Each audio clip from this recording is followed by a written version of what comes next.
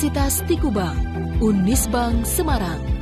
Berdiri pada tahun 1968, 52 tahun mengabdi pada negeri, menghasilkan lulusan yang berkualitas dan unggul, memenuhi kebutuhan industri, menumbuhkan jiwa kewirausahaan.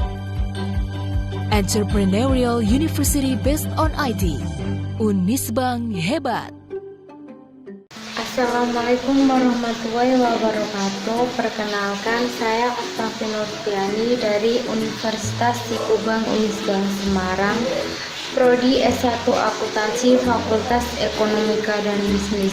Pada kesempatan kali ini, saya akan mempresentasikan tentang audit investigatif dengan teknik audit untuk memenuhi ujian akhir semester yang diampu oleh Bapak Arif Himawan di Nugroho selaku dosen di Universitas Tikubang Unisbank Semarang.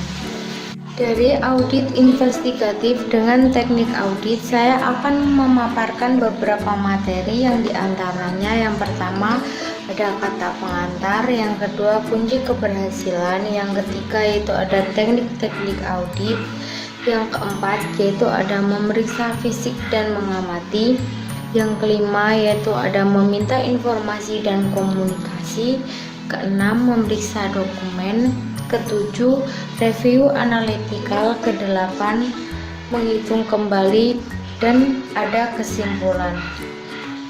Pengantar. Istilah audit investigatif menegaskan bahwa yang dilaksanakan adalah suatu audit umum atau audit keuangan atau general audit dan independent audit, bertujuan memberi pendapat auditor independen mengenai kewajaran penyajian laporan keuangan.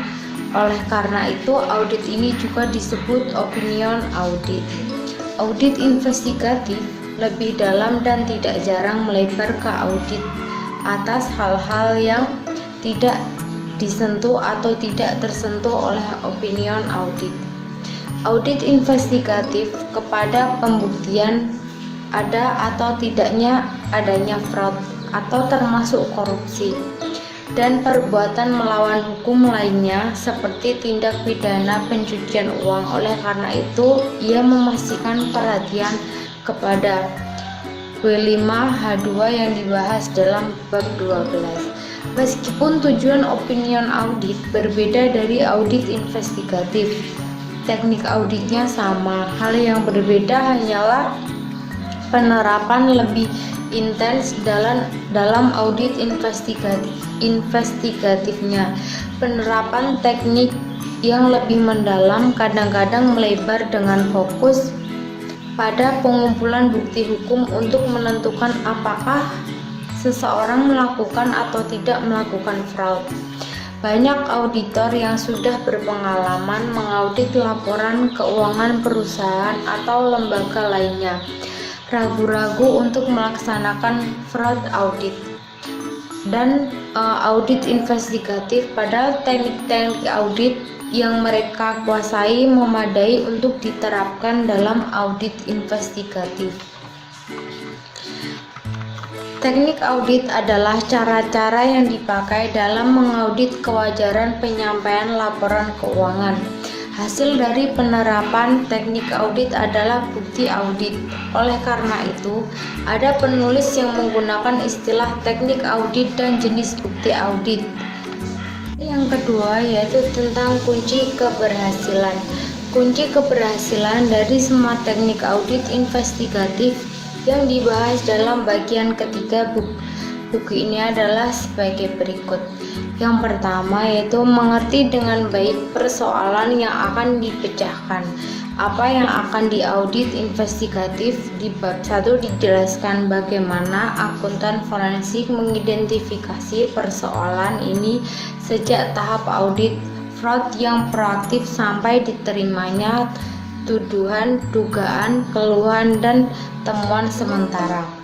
Yang kedua, kuasai dengan baik teknik-teknik audit investigatif.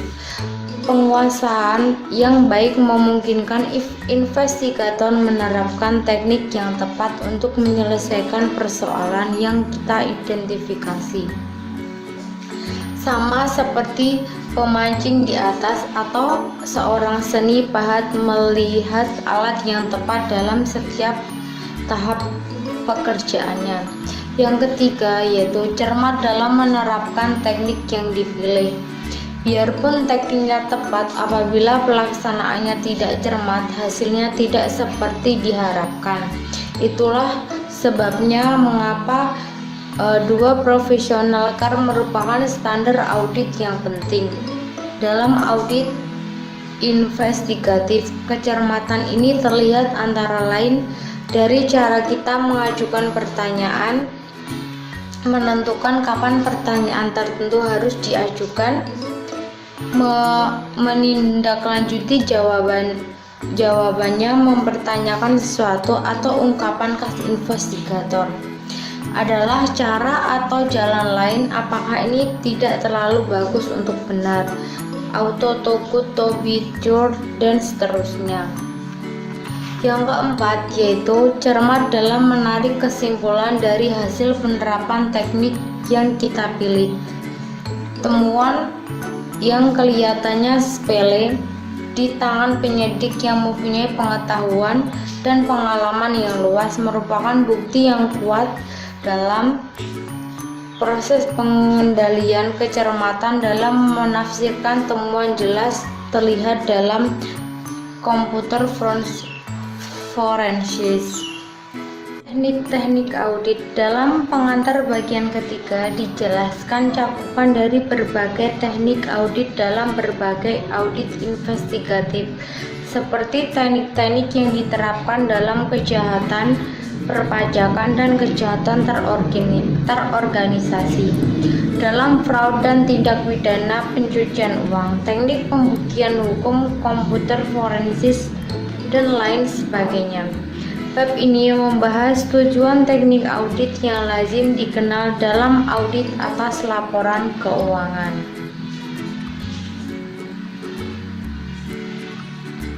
Di sini ada tujuan teknik audit. Yang pertama yaitu memeriksa fisik, yang kedua meminta konfirmasi, yang ketiga memeriksa dokumen, yang keempat ada review analitikal, yang kelima ada meminta informasi lisan atau tertulis dari audit, yang keenam ada menghitung kembali dan mengamati. Kalau teknik-teknik audit itu diterapkan dalam audit umum, maka bukti audit yang berhasil dihimpun akan mendukung pendapatan auditor independen. Dalam audit investigatif, teknik-teknik audit tersebut bersifat eksploratif, mencari wilayah garapan atau probing, misalnya dalam review analitikal maupun pendalaman, misalnya dalam confirmation dan dokumentasi. Teknik-teknik audit relatif sederhana untuk diterapkan dalam audit investigatif, sederhana namun ampuh. Tema kesederhanaan dalam pemilihan teknik audit termasuk audit investigatif dikemukakan kepada penulis pasca Sarbanes-Oxley.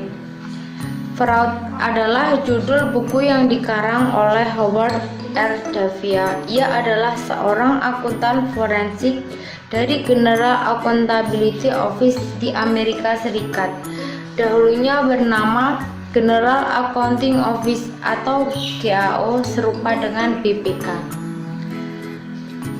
Menandakan bahwa mata kuliah ini adalah mata kuliah pengantar untuk pemula. Davia sebenarnya ingin mengingatkan kita bahwa teknik audit untuk pemula sekalipun bisa menjadi teknik yang ampuh kalau digunakan dengan tepat. Mengenal sifat eksploratif dari teknik audit untuk audit investigatif, Davia dalam bukunya di atas mengibaratkan orang memancing. Memancing bukan sekedar memasang umpan pada kail yang melemparkan tali pancing sambil mengharapkan ikan akan datang. Mungkin saja ikannya akan datang dan makan umpan. Banyak auditor mencoba menangkap fraud dengan cara demikian. Pemancing yang terambil mulai dengan bertanya apa dirinya, ikan apa yang akan dikupancing hari ini. Untuk ikan yang berbeda, ada pemancing yang berbeda, ada umpan yang berbeda, ada lokasi yang berbeda. Probing atau eksplorasi dalam menemukan fraud tidak berbeda dari pemancing tadi.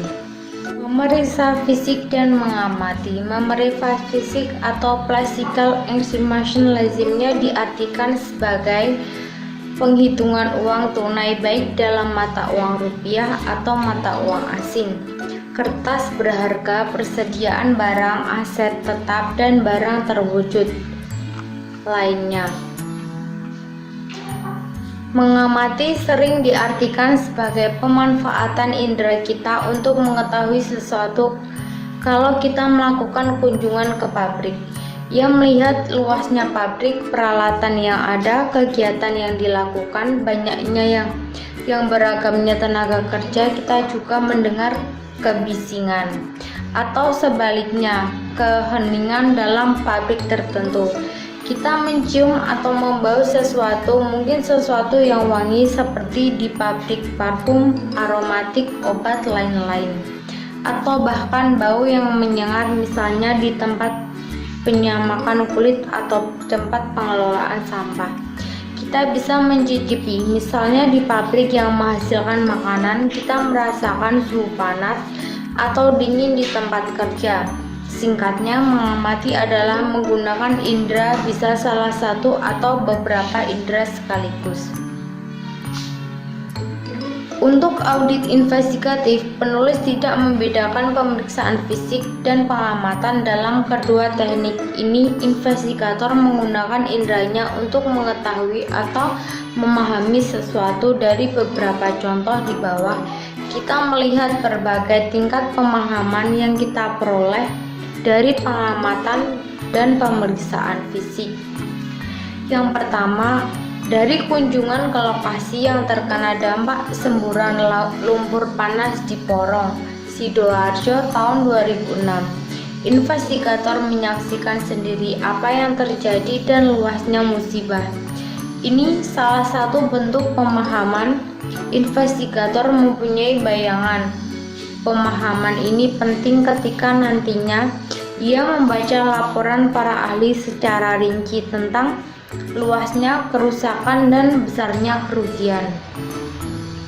Yang kedua, dari kunjungan ke wilayah yang terkena gempa, para relawan dan petugas dari dinas sosial dapat menentukan jumlah kilometer jalan, rumah, sekolah, rumah ibadah, kantor, pabrik, dan lain-lain yang rusak.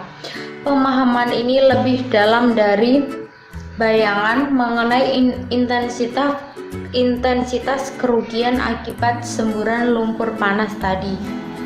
Di sini ada data kuantitatif. Yang ketiga yaitu pengamatan tenaga ahli dari maskapai asuransi akan memberikan kepada pemahaman yang lebih mendalam lagi, yakni siapa yang bertanggung jawab dan siapa yang layak menerima klaim ganti rugi. Ini pertanyaan yang senantiasa dihadapi maskapai asuransi dan mereka harus dapat membuktikan jawabannya. Investigator seringkali menghadapi situasi yang sama.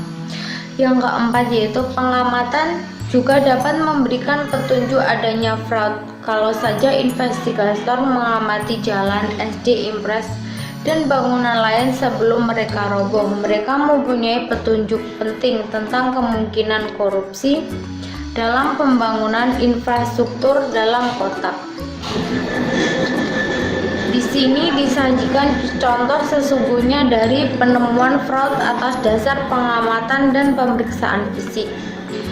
Ada biaya kontrak, pengecatan gedung-gedung Pentagon atau Departemen Pertahanan Amerika Serikat luar biasa tingginya dan terus meningkatkan dari tahun ke tahun. Seorang investigator memutuskan untuk melakukan observasi atas luas bidang yang harus dicat.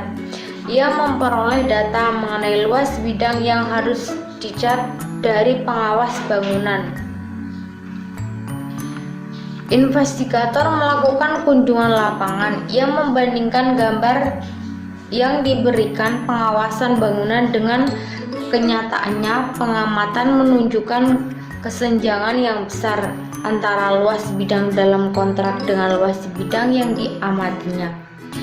Penelitian lebih lanjut menunjukkan luas bidang dalam kontrak kerja yang meliputi gorong-gorong air di bawah tanah dan tidak pernah dicat karena memang tidak perlu dicat. Investigator berhasil membuktikan bahwa kontraktor dan building engineer melakukan kolusi yang merugikan Pentagon. Memeriksa informasi dan konfirmasi, meminta informasi baik lisan maupun tertulis kepada audit merupakan prosedur yang bisa dilakukan auditor. Pertanyaan, apakah dalam audit investigatif hal itu perlu dilakukan? Apakah sebaiknya kita tidak meminta informasi supaya yang diperiksa tidak mengetahui apa yang kita cari? Yang bersangkutan juga mempunyai kepentingan dan peluang untuk berbohong.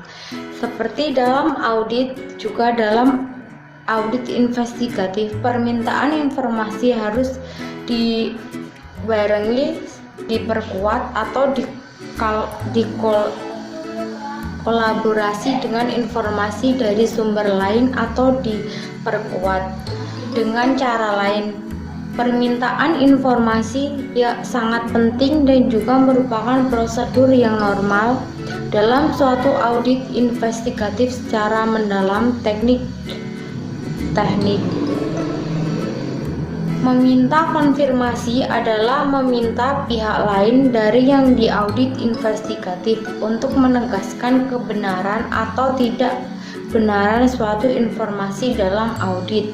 Teknik ini umumnya diterapkan untuk mendapatkan kepastian mengenai saldo utang piutang, akan tetapi sebenarnya ia dapat diterapkan untuk berbagai informasi keuangan maupun non-keuangan.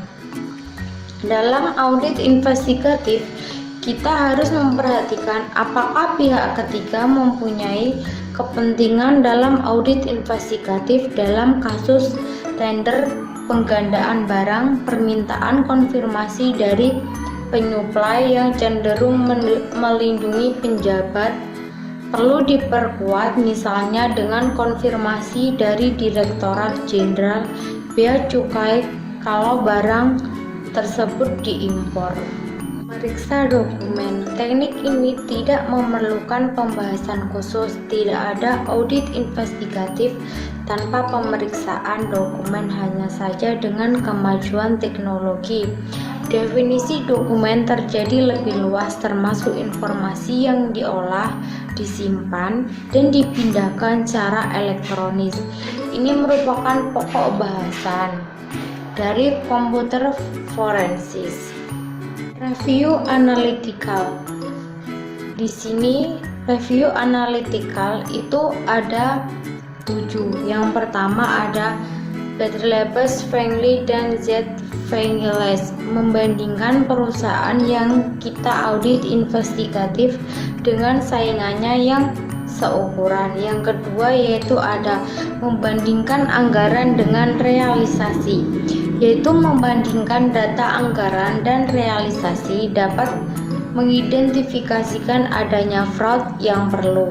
Yang ketiga yaitu analisis vertikal dan horizontal, merupakan analisis rasio laporan keuangan, menunjukkan rasio satu akun dengan akun lainnya dalam laporan keuangan.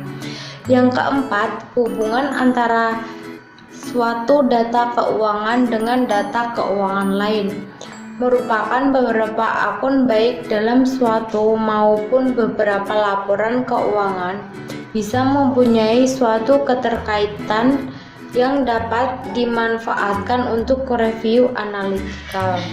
Yang kelima yaitu menggunakan data non-keuangan, mengenal pola hubungan relationship pattern. Pola hubungan ini tidak mesti hanya antara satu data keuangan dengan data keuangan lain. Pola hubungan non-keuangan bisa bermacam-macam bentuknya. Yang keenam, ada regresi atau analisis tren. Dengan data historical dan memadai, review analitikal dapat mengungkapkan tren. Berbagai perangkat lunak mempermudah hitungan dan grafiknya. Contohnya star perangkat lunak diolit yang disebut di atas. Yang terakhir yaitu menggunakan indikator ekonomi makro. Ada hubungannya dengan pajak penghasilan yang diperoleh dalam suatu tahun dengan indikator-indikator ekonomi seperti inflasi, tingkat pengangguran, cadangan devisa. Keandalan perumusan ekonometri akan membangun auditor atau investigator melalui data agregat tanpa harus memasuki pemeriksaan SPT. Menurut Deloitte Haskins dan Shell disingkat DHS, cikal bakal dari Deloitte Toucher Tomatsu mencatat penggunaan teknik ini dalam audit manual mereka di tahun 1930-an, di akhir 1960-an, dan awal 1970-an. DHS mengembangkan berbagai perangkat lunak untuk review analitikal, di antaranya Statistical Techniques for Analytic Review atau STAR. In Auditing, judul yang sama digunakan sebagai judul dari buku yang ditulis kedua pioner dalam bidang ini, Cantwell, Stringer, dan Trevor L. Stewart. Dalam review analitikal yang penting bukannya perangkat lunaknya, tetapi semangatnya seperti dikatakan Hawkes di atas. Think analytic first, ini ciri auditor dan investigator yang tangguh, kuasai gambaran besarnya lebih dahulu. Stringer dan Sweeter menulis, perhatikan mereka mendiskusikan review analytical sebagai a form of deductive reasoning, sebagai suatu bentuk penalaran deduktif.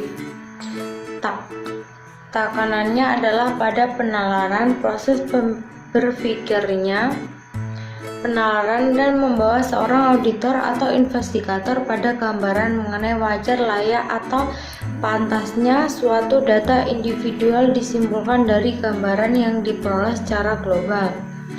Menyalur atau aggregate, hal ini akan dipengaruhi dengan contoh-contoh bagaimana kesimpulan atau inferensi itu diperoleh. Stringer dan Sweeter melanjutkan,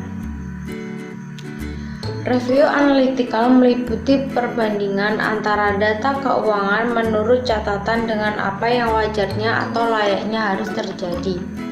Pada dasarnya, seorang investigator secara intuitif terobsesi dengan sesuatu yang agak tidak benar, sesuatu yang melenceng, dan bahwa something must be wrong because it appears so.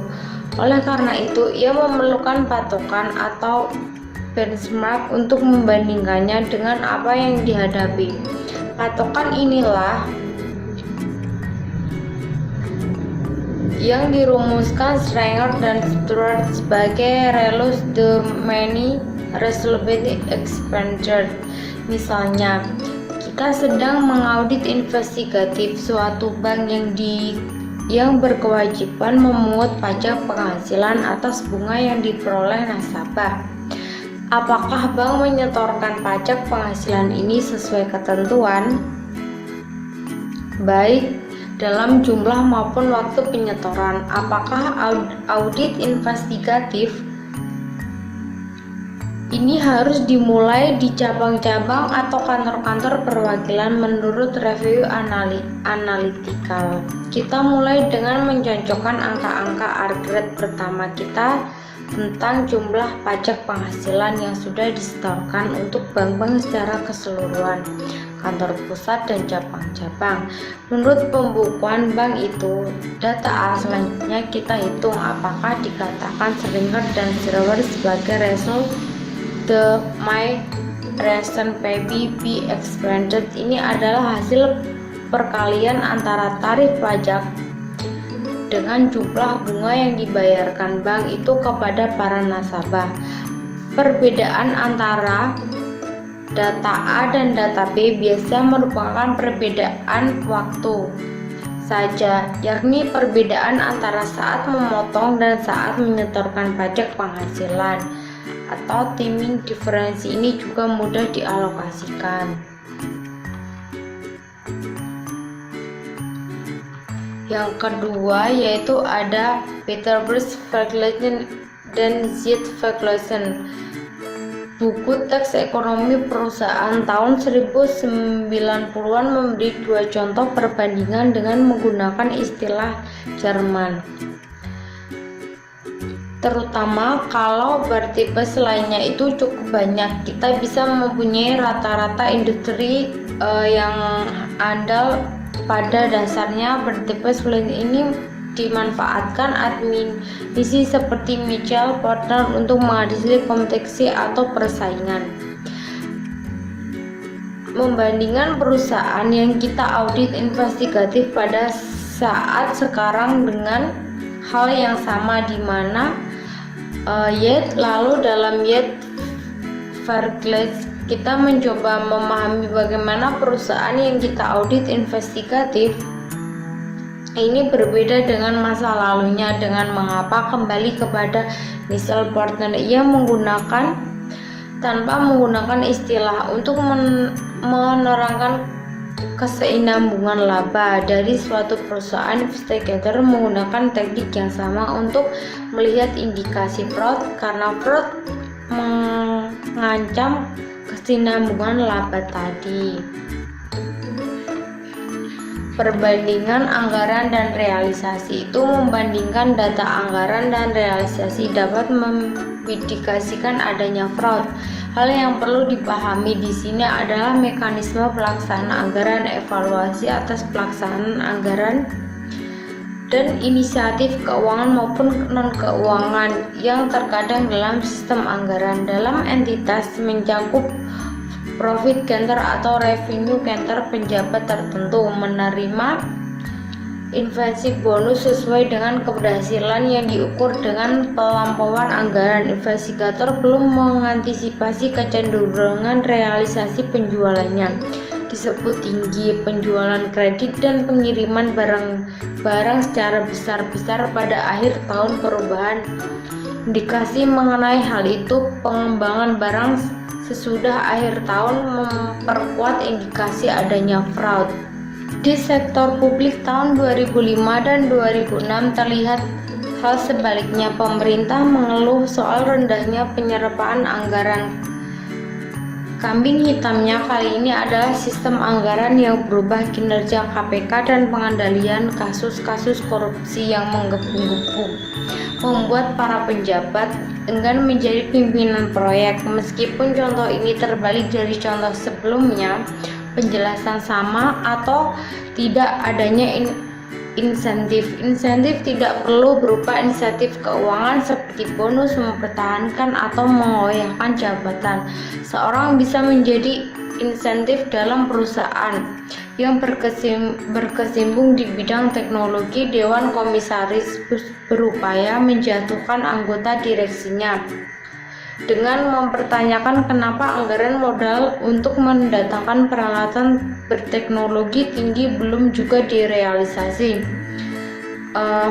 Investigator perlu memahami kepentingan kedua kubu ini.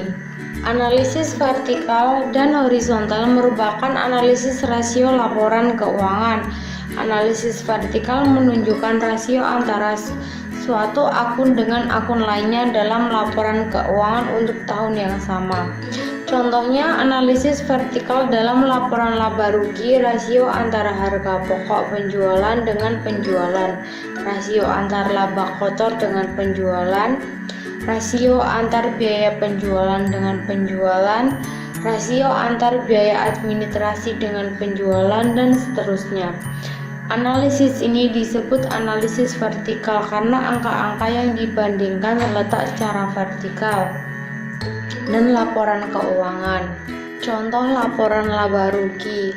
Akun laba rugi jumlah dan persentase. Penjualan jumlah 1 juta, persentase 100,0%. Harga pokok penjualan 400.000, persentase 40,0%. Laba kotor 600.000, persentase 60,0%. Biaya penjualan 100.000, persentase 10,0%. Biaya administrasi 75.000, persentase 7,5%. Biaya lain termasuk penyusutan 25.000, persentase 2,5%. Jumlah biaya 200.000, persentase 20,0%. Laba sebelum pajak penghasilan 400.000, persentase 40,0%. Pajak penghasilan 120.000, persentase 12,0%.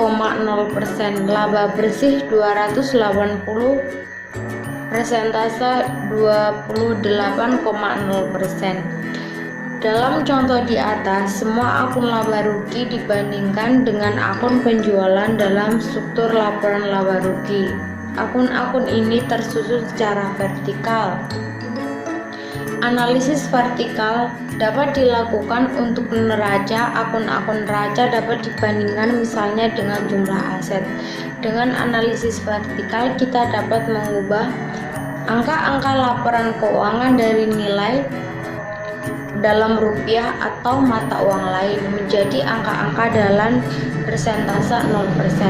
Laporan keuangan dalam persentase ini disebut laporan keuangan berukuran sama atau consequential statement. Ada neraca berukuran sama, laporan laba rugi berukuran sama, dan laporan arus kas berukuran sama. Apa gunanya laporan keuangan berukuran sama? Yaitu, apa guna analisis vertikal? Manfaatnya adalah dalam membandingkan perusahaan sejenis yang mempunyai ukuran berbeda. Misalnya, kita ingin membandingkan perusahaan obat-obatan. Perusahaan A mempunyai omset nilai peredaran atau penjualan 100 miliar, sedangkan perusahaan B 10 triliun. Kita bisa membandingkan nilai rupiah dari kedua perusahaan ini karena yang ingin diketahui misalnya apakah laba kotor sebagai persentase dari penjualan untuk perusahaan A lebih besar atau kecil dari perusahaan B. Analisis horizontal menunjukkan perubahan, kenaikan atau penurunan suatu akun untuk suatu tahun periode dibandingkan tahun periode sebelumnya atau tahun periode berikutnya. Analisis ini tidak lain dari Shadowvergleich yang dibahas di atas. Angka-angka untuk akun yang sama dari tahun atau periode sebelumnya atau tahun periode berikutnya dalam penyajian laporan keuangan disajikan berdampingan. Oleh karena itu, analisis ini disebut analisis horizontal. Melanjutkan dari review analitikal dengan antara satu data keuangan dengan data keuangan lain. Beberapa akun baik dalam satu maupun beberapa laporan keuangan bisa mempunyai keterkaitan yang dapat dimanfaatkan untuk direview analitikal. Contoh ya, angka penjualan dengan piutang dan persediaan rata-rata, angka penjualan dengan bonus bagian penjualan, penghasilan bunga dengan saldo rata-rata tabungan, dan seterusnya. Penggunaan data non-keuangan. Contoh di atas menggunakan data keuangan. Inti dari review analytical adalah mengenal pola hubungan relationship partner, pola hubungan, dan tidak mesti hanya antara satu data keuangan dengan data keuangan lain. Pola hubungan non-keuangan pun bisa bermacam-macam bentuknya.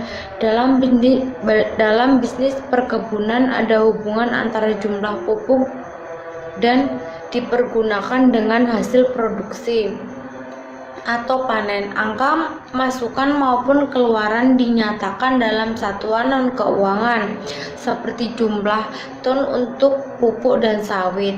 Di pabrik gula contohnya, ada ukuran antara jumlah ton tebu yang termasuk ke pabrik dan jumlah ton gula dihasilkan. Pola hubungan antara masukan dan keluaran ini dinyatakan dalam suatu rasio yang dalam industri gula dikenal sebagai random. Perhitungan serupa kita lihat di industri kayu lapis atau blackboard dengan nama recovery. Bermacam-macam rasio kita gunakan untuk berbagai industri, bahkan industri-industri atau perusahaan pemeringkat mengembangkan dan menyebarkan rasio industri. Perusahaan penerbangan Garuda contohnya mendapat hasil yang sangat signifikan dari perjanjian haji. Data yang penting jumlah calon haji yang diterbangkan dapat diperoleh dari sumber intern maupun eksternal Garuda. Penerimaan negara bukan pajak (PNBP) di konsultan kita di luar negeri mempunyai hubungan linear dengan banyaknya visa yang diterbitkan. Review analytical sering dilakukan dengan hitungan cepat, dalam bahasa Inggris back of the envelope combination, untuk menunjukkan keganjilan. Seorang bankir mencatat informasi yang diterima adalah calon nasabah kreditnya. Dengan cepat ia menentukan bahwa pabrik blok berkas dan berisi di lokasi yang terisolasi tidak akan bisa beroperasi karena bahan bakunya tidak akan cukup. Semua data untuk membentuk kesimpulan itu beroleh selama makan siang dengan calon debiturnya. Regresi atau analisis tren dengan kata historical yang memadai, makin banyak makin baik. Cantor-Babels Review Analytical dapat mengungkapkan tren sebagai perangkat lunak mempermudah hitungan dan grafiknya, misalnya STAR, perangkat lunak Diolit yang disebut di atas. Menggunakan indikator ekonomi makro. Ini merupakan bidang studi yang ditekuni para ahli ekonomi makro dan elektrometri.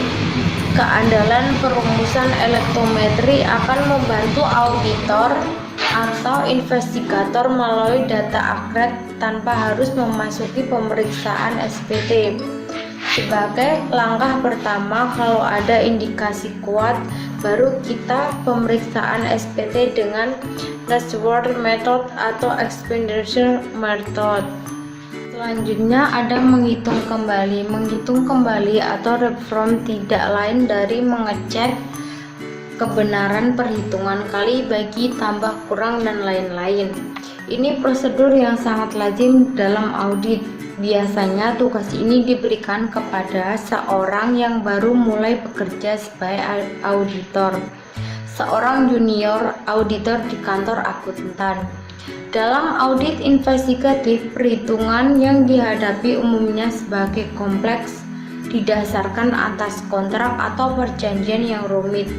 Mungkin terjadi perubahan dan renegosiasi berkali-kali dengan pejabat atau kabinet yang berbeda. Perhitungan ini dilakukan atau disupervisi oleh investigator dan pengalaman.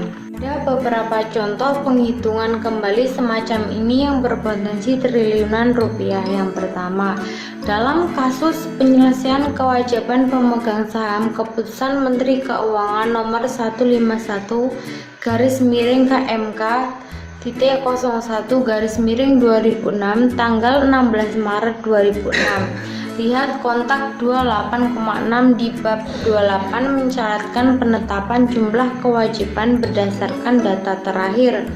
Inilah peluang untuk melakukan reformasi. Tidak jelas apakah perhitungan ini sudah selesai dan apakah ada lembaga negara yang melakukan reformasi.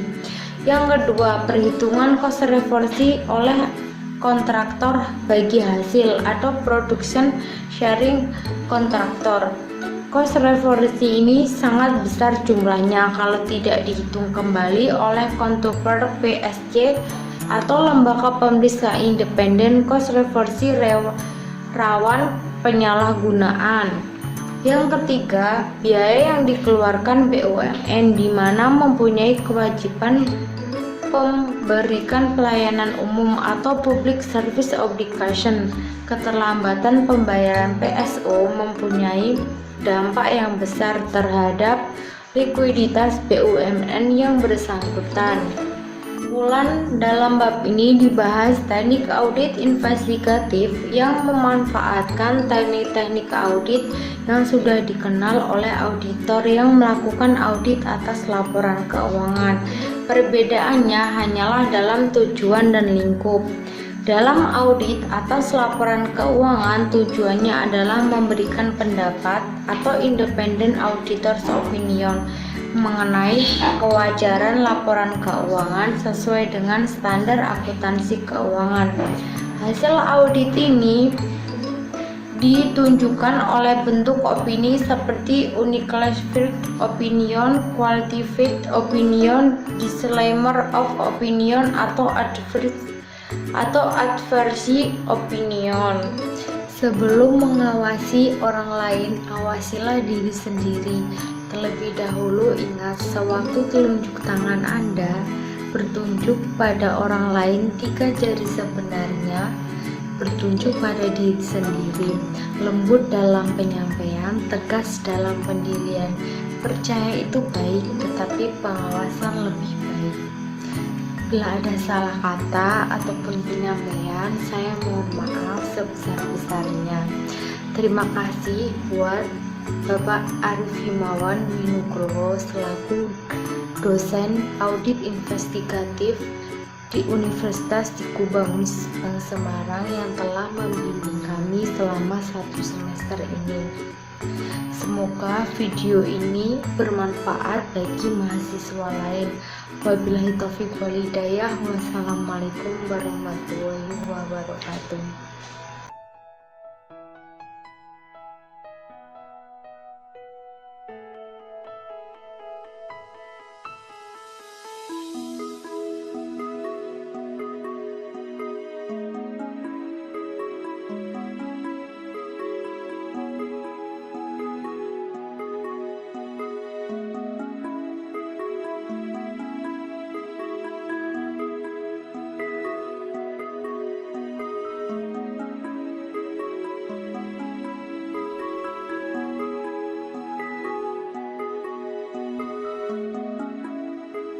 Apa arti sukses? Mungkin sudah banyak yang mengerti betapa sukses adalah impian setiap insan. Sukses adalah sebuah langkah maju melalui perjalanan yang sangat panjang, dengan perjuangan dan pengorbanan yang tidak singkat untuk meraih sebuah impian.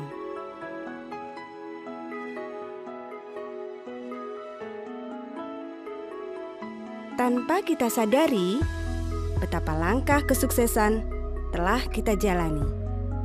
Bahkan dimulai dari hal terkecil yang kita temui dalam kehidupan sehari-hari. Dan di kampus ini kita ciptakan para calon generasi sukses Indonesia di bawah bimbingan tenaga pengajar profesional yang sangat berpengalaman, yang selalu menanamkan rasa cinta kasih dan kekeluargaan dalam setiap proses pembelajaran.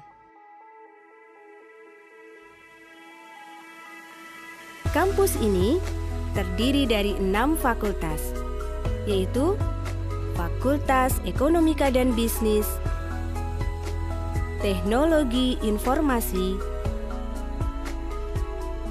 bahasa dan ilmu budaya, hukum,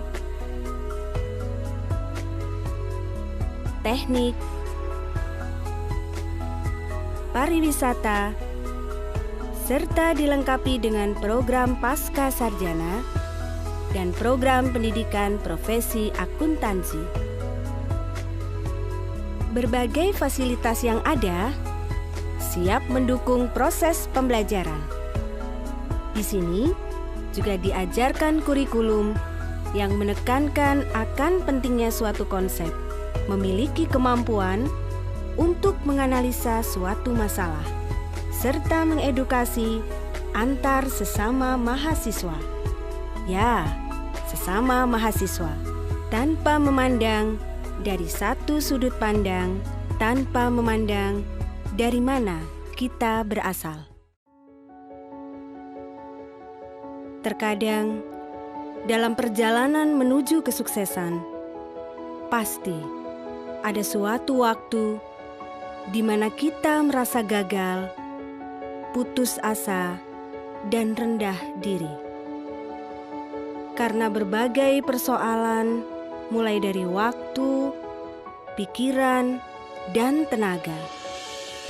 Dan tak bisa kita pungkiri, sebuah kegagalan merupakan bagian dari proses pembelajaran. Kami belajar betapa besarnya arti saling membangun, memotivasi, dan menghargai. Karena itu adalah dasar yang selalu kami tanamkan di dalam sebuah kerjasama di semua lini kehidupan, akademis dan non-akademis. Dan di luar sana, dikenal dengan Universitas Tikubang Semarang. Di sini diajarkan bagaimana pentingnya arti memahami, bertanggung jawab, serta menjadi seorang pemimpin. Bagaimana cara berprestasi, membangun integritas, mengutamakan pelayanan, membangun sebuah tim, dan berkualitas dalam berkarya. Kami belajar tentang pentingnya beradaptasi, membangun jaringan komunikasi, dan bagaimana memecahkan permasalahan tanpa batas, layaknya sebuah keluarga.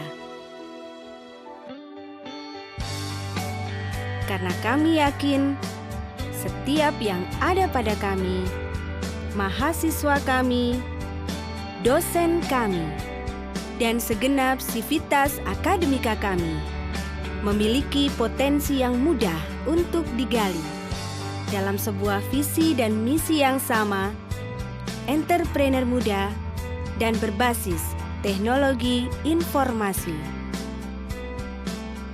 Menjadi generasi sukses, profesional hebat Indonesia. Dan untuk menjaga visi dan misi ini tetap ada, kami menunggu kehadiran kalian menciptakan potensi baru di generasi sukses berikutnya.